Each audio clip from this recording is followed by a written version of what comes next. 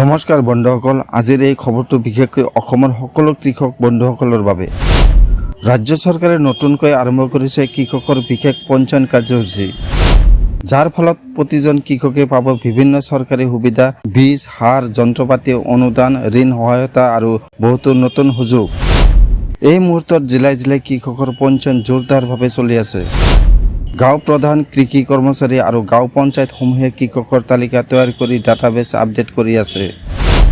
চৰকাৰী মতে ৰাজ্যৰ একোটা কৃষকে যাতে কোনো সুবিধাৰ পৰা বঞ্চিত নহয়, প্ৰতিজনৰ তথ্য ডিজিটেলভাৱে সংৰক্ষণ থাকে, লক্ষ্যভিত্তিকভাৱে অনুদান বণ্টন হ'ব। এই লক্ষ্য অৰ্জন কৰিবলৈ এই পঞ্জীয়ন অত্যন্ত গুৰুত্বপূৰ্ণ।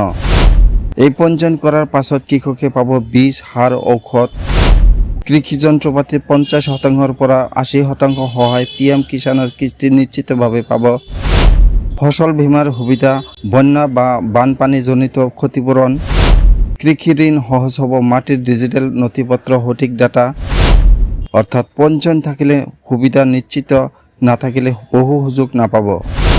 কেনেকৈ পঞ্জীয়ন কৰিব?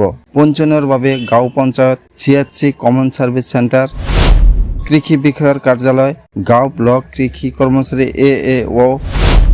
লাগিবলগীয়া নথিপত্ৰ: আধাৰ, ভোটাৰ ID, বেংক পাছবুক, মাটিৰ নথিপত্ৰ যদি থাকে, মোবাইল নম্বৰ, এটা পাছপোৰ্ট ফটো। নথিপত্ৰ যাচাই কৰাৰ পিছত আপোনাৰ তথ্য অনলাইন পৰ্টেলত অন্তৰ্ভুক্ত কৰা হ'ব। আপোনাৰ অঞ্চলত আৰম্ভ হৈছে নে নাই এনেকুৱা তথ্য গাঁও পঞ্চায়ত বা কৃষি কৰ্মচাৰীয়ে জনাই দিব। সেয়েহে কৃষক বন্ধুসকল, এই সুযোগটো হাতছাৰা নকৰিবা।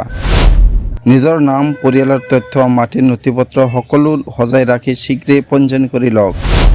ভৱিষ্যতৰ সকলো সুবিধা পোৱাৰ এইটোৱে একমাত্ৰ উপায়। এনে গুৰুত্বপূৰ্ণ কৃষি সংক্ৰান্ত খবৰ নিয়মিত পাবলৈ চেনেলটো ছাবস্ক্ৰাইব, লাইক আৰু শ্বেয়াৰ কৰি থৈ দিব। ধন্যবাদ।